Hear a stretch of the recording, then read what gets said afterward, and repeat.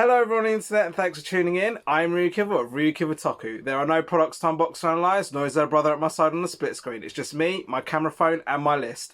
Welcome to my tokusatsu chart rundown 2020.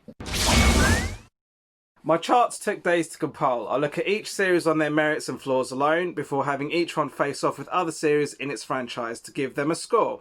The league tables had their positions based on points alone, and I would either bump them up or bring them down based on how I actually felt they should go on my own personalised chart.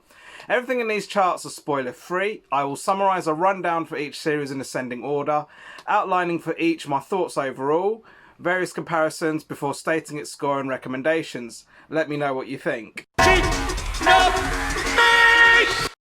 Where does your favourite Super Sentai appear on my list? As someone who has watched Fireman to present, this is part 3 of my list.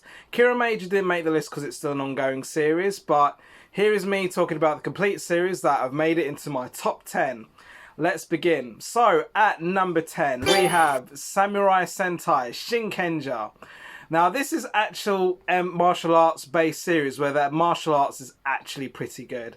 I felt that there was well-rounded characters in it. I mean, I absolutely loved the Green Ranger, and the whole story with the Kage Red I thought was really good and quite an original twist. They could have done so much more with female Shinkenjar Red in my opinion, but considering this is a starting block, they did pretty well in my opinion. I didn't understand half the mecha, admittedly. So there was some good comedy in it. But Shinken Gold was so awesome in terms of style, choreography and action. And, you know, I'll even say that, you know, it was like a good mixture of CGI and actual hand-to-hand combat. We got some good dark villains here as well. You know, the whole thing on the ship, the Sanzu River. I mean, because it's a very, you know, this series is very strongly based in Japanese law. So anyone who's into Japanese culture or wants to know more, this is a very good series to actually start watching. Decent opening credits with Psychic Lover, of course.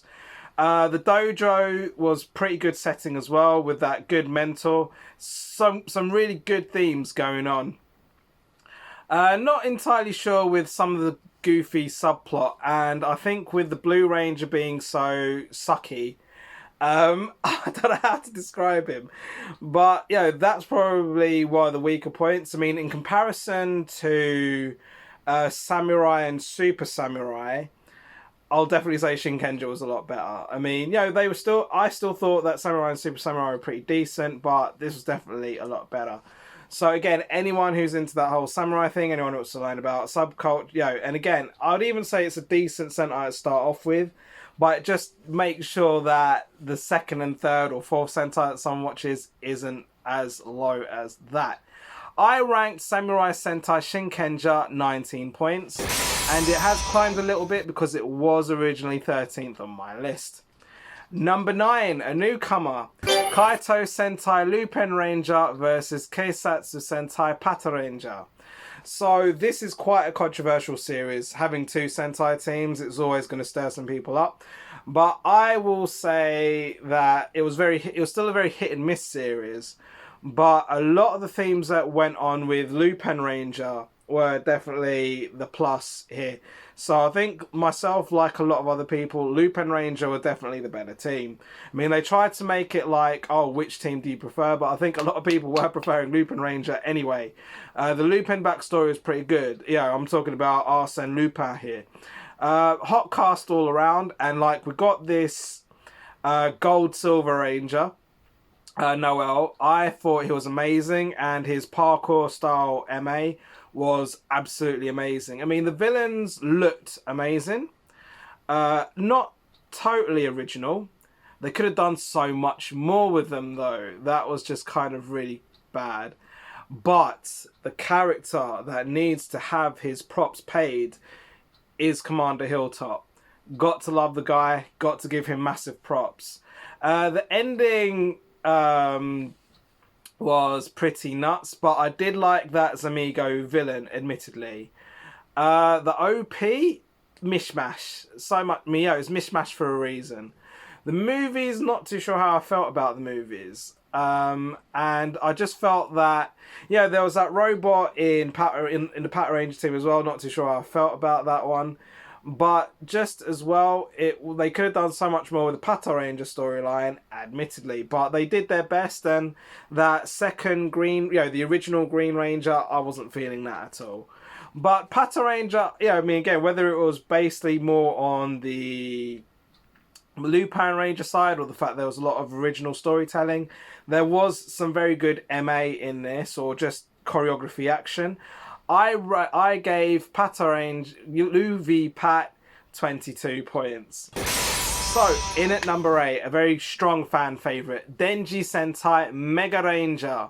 So this is a very strong and stylish series from start to finish. Believe the hype on this one. It's very bad that I would say, I wouldn't recommend this as a first series to watch, simply because it's quite a strong series, very good series, and then going on to watch other Sentai, they might not be as good. Mega Red was absolutely hilarious in this, and again, we've got our set of students in this series. I'd say there was a few confusing flaws in the synopsis, because is it based in space? Is it a space thing? Is it a computer game thing? Well, it was technically both, but we've got this older Mega Silver Ranger who actually did add some comedy and was actually quite cool at the same time. The Nega Rangers is what stands out for a lot of people, and I will not disagree with them. That OP is an amazing theme. The mecha, because they went beyond basic, like what we're used to seeing a mecha for each ranger, I actually felt that this gave stronger storytelling because there wasn't so much based on the mecha, admittedly. Those surfboards were insane though. What can I say about those surfboards? So I'll still say that this is probably a series for those who are very much into that sci-fi thing, into that technology thing. In space, I've got to be honest, Power Rangers in space, I didn't rate it too much. So I will still say that Mega Ranger is a much better series. I gave Mega Ranger 24 points, and it has climbed a little bit. In at number 7, Juden Sentai Gekki Ranger. Now, this is a very enjoyable series. I will say I did not like the hero storyline too much. Yeah, we got Jungle Mowgli, Ban, I think his name was, or something. No, that was Deka Red. Gekki Red story, he was quite an irritating character. Again, I'm normally cool with the Bucka Reds, but this guy was just a little bit too Bucka. But for me, it was all about the villains. The villains were amazing. I loved Rio's storyline. And it kind of built up to be better. They kind of the whole fairy thing going on.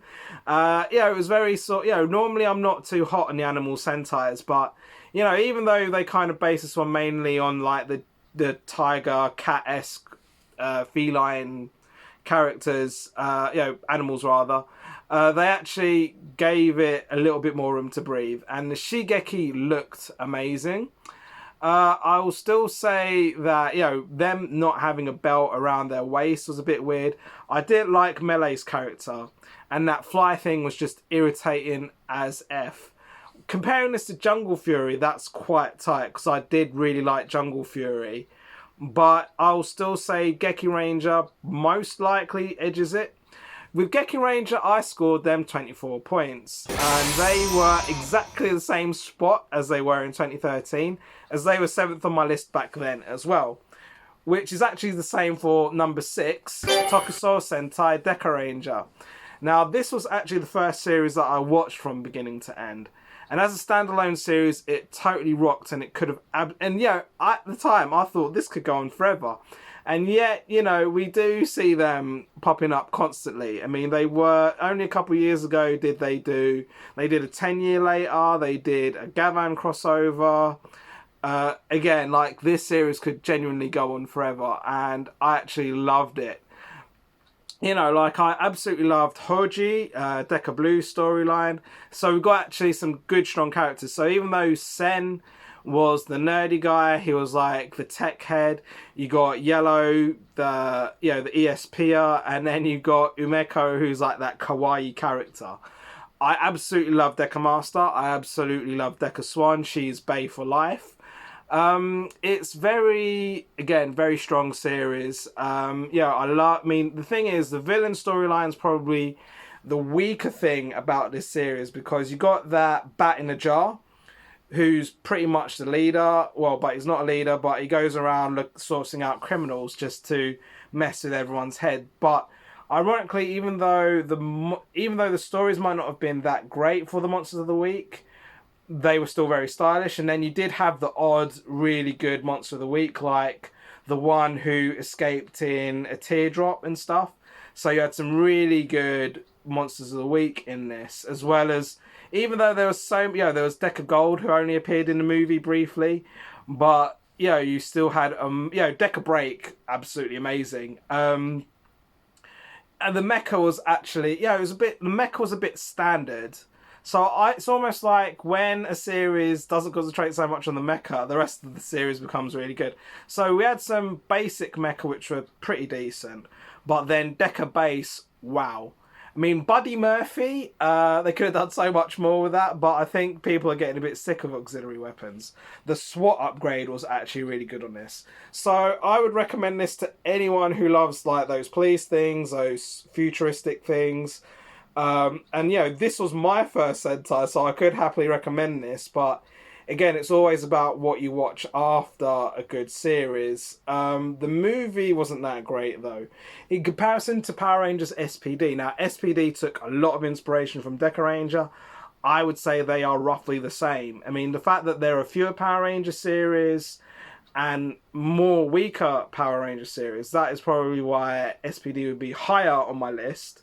But in terms of comparing it straight up with Gekki Ranger, I would say they're roughly the same, or maybe Gekki Ranger would edge it. But then when it comes to SPD, General Grum was a very good character. So it's very much jury's still out on that one. So it was number 6 on my 2013 list. And for my 2020 list, it scored 28 points. Here we go into the top 5. Chojin Sentai Jetman. Jetman, let's go, Tobidase. I really should stop singing now.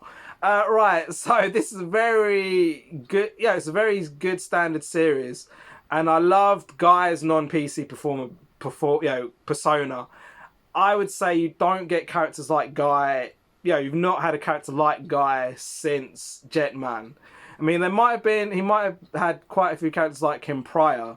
I mean, especially like when I know 70s, like Kamen Rider, I saw a lot of characters that are very similar to Guy, but in terms of Sentai, all the newer Sentai do not have anyone even remotely as raw as Guy is. And that love triangle thing was crazy. I love the fact that Yuta Mochizuki makes his first Sentai appearance here. So I spotted him straight off the bat. I'll say that Tetra Boy, like where this is very early series, Tetra Boy felt really weird to me personally. But those villains, again, I mean, you had the kid that became an adult. That was a decent-ish storyline. But for me, it was the cast in general. The side stories were amazing. Red's origin story, and again, he had his original love story. I'm not really into love stories pretty much, but there was a lot of, I mean, I would say this is very much a drama-based series. And then it did have really good martial arts in it. The music was pretty decent. I mean, again, when you've got less mecha and better characters, that is why, to me, this series really stands out. So it's only dropped one position from my 2013 chart. So it is a number 4 seed, and it does score 28 points on my 2020 list. The reason Jetman for one position is because I have added a modern day Sentai to the top 5. In at number 4 is Uchu Sentai Q Ranger. Now, this was not a very popular series amongst the fans, but I absolutely love this series. People can really hate on Yosha Lucky Red Ranger, but I actually did enjoy him. I mean, we've got a lot of Rangers. We've got 12 Rangers in this series, but I will still say that they told each one's story very well. I mean, to me, I absolutely love like learning about Orange's origins. And then there was, because he was the one whose brother was a Kamen Rider.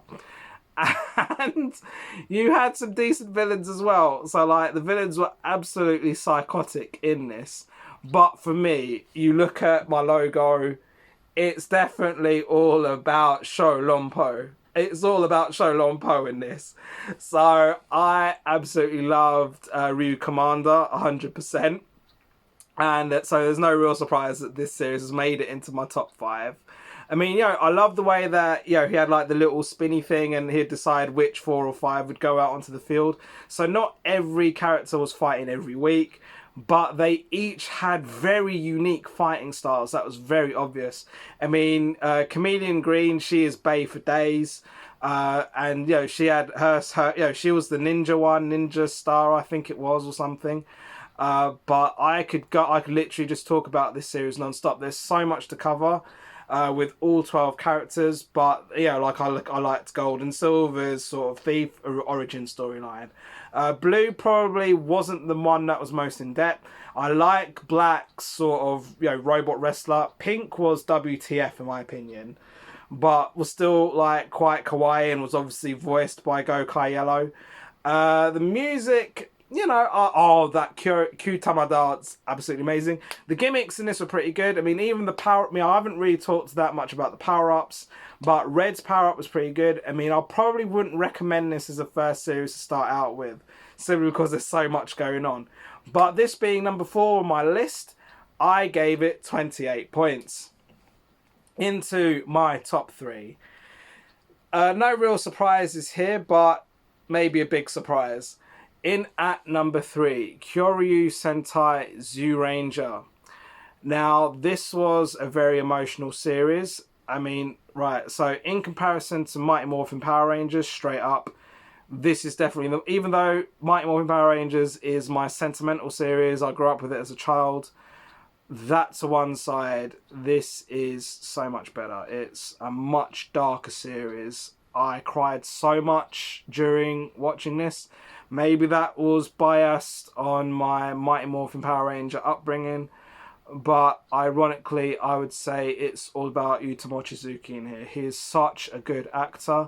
He really brought a lot to the role, and then even without trying, even when people thought that Sentai was dying out, all 6 cast heroes were really standing out. They all were very strong in their own sense. I mean, Dan was a very good comic relief character in a very dark setting. It's very, like you've got to be a very good actor to be able to pull that off in such a dark series. Burai's story really, again, like even just talking about it just makes me, it almost brings me to tears just thinking about it. I mean, you had Witch Bandora as well. Witch Bandora had a very strong story, and the one thing that they watered down for Power Rangers is like all the witchcraft that's involved and all the satanic rituals. That just added to the style of this series. So this series has a lot of style. I mean, the suits are iconic, but it has a lot of style. It has its own style without being stylish, which is quite a feat to pull off. I will still say that, you got like Lamy, you got Griforza as well. They had their own story going on. I mean, this series is still so powerful because they had a story arc just based on obtaining their weapons, which you don't really see since, to be honest. I mean, the goofiness in some of the villains is probably how they were able to adapt it to Power Rangers at all in the first place.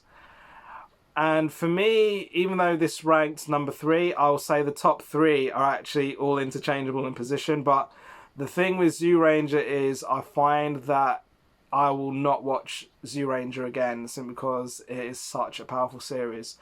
It scores 29 points on my list, and and this is the thing, it was number 2 seed on my 2013 list, and it's all about the fact that it scored just a little bit less than the top 2. I mean, it scored 29 points, but it also drew with the other three that it was up against. So, in at number 2 is Mirai Sentai Time Ranger. Now, this had an insanely good plot. It was dark AF. I will say that I loved this whole crossing across time thing that they had going on. I mean, this is the only Super Sentai series that I have watched twice. It was number 1 on my list, and it does score 29 points. I'll come back to the points again in a second. But it had, I mean, it was very sci-fi based for a lot of the reasons that you'd think that a time-traveling Sentai would have. So this is actually probably one that you could recommend as a first Sentai, ironically. I mean, the villains were really good. You know, you had that frog thing, Don, I think his name was. And, you know, the mecha, again, where it's not like so heavy on the mecha, it's like, oh, I mean, they did have like an issue for each ranger, I believe. But even then, it was not really. It was kind of like they didn't really focus on the fact that who had what mecha. The story, again, like, I mean, especially Time Blue's story was very dark and very deep. The finale is so complex and complicated, but, you know, you can follow it and then probably forget it afterwards. The music to it was pretty good, though. Cons, I'd probably say, like, I'm not too really sure about that owl thing. And then, I don't know why they did an English version of the OP. In comparison to Power Rangers Time Force, they were both very good series, but Time Ranger just inches it above, simply because it's so dark and it's so in-depth, and it really questions, why is this a kid's series? So Time Ranger, even though it was number 1 on my 2013 list, I still believe that my top 3 are interchangeable, but this one did score 29 points. So in at number 1 is Tokumei Sentai Go Busters. This was number 3 on my 2013 list, but it did score 30 points. And it took me a hot minute to come to terms with the fact that what was number 1 is now number 2, and what was number 3 is now number 1, and what was previously number 2 is now number 3. So I actually do genuinely believe that my top 3 are very interchangeable, and it doesn't necessarily mean that out of my top 3 that one is better than the other, and that's my genuine truth on that one. See, when it comes to Go Busters, it's like, I think people are starting to appreciate it more now, because, you know, even just before Beast Morphers came out, I think more people are starting to appreciate it in recent years, but at the time it was so hated. But for me, you've got Enter, who's still one of my all-time favourite Sentai villains, who I'm still saying this up, you know, 8 years on from the series airing. The characters were so well developed and very stylish. They had very good films. Yeah, I mean, even the one that they did with Kyoryuja the year after its series. I mean, even though this was a really dark series where the Rangers kept talking about their dead parents, they still managed to find things like, oh, Red Ranger's scared of chickens. It's got it all going on here. And, you know, I'm just like, I didn't quite understand why a lot of the fans didn't like this series. But for me, again, you've got Red Ranger's mecha that operates on its own, and then Blue and Yellow are pretty much the auxiliaries, but then also the Ranger's main, you know, the Blue's mecha, the Yellow's mecha. And then when it comes to Gold and Silver storyline, they had so much going on. I mean, I keep saying the phrase, they've got so much going on. But Gold, being the, you know, previously Maggiello, he brought so much seniority to his role. He brought so much compassion to his role, which was a very long stretch from him playing Maggiello. And, you know, like, again, you've got Silver Ranger, I think it was Stagbuster, that he was the comedy character, but, you know, he kind of brought something to the role that a human might not have necessarily been able to deliver, being too clever, because this guy was a stupid robot. But with this series, there was a good mix of CGI and general combat. So, you know, it's just so well out there. And again, I've already spoke about, even though I absolutely loved Enter, Escape, as hot as she was, I'm not too sure I felt her character too much. I mean, the buddy roids are a bit meh, but when it comes to the whole Messiah storyline, that was pretty good. The fact that it was all based around Christmas is a bit superficial, but in comparison to Beast Morphers, I have not rated Beast Morphers yet, but I will still say Power Rangers Beast Morphers is still a good series. And yeah, I think it's going to end up quite high on my Ranger list next week.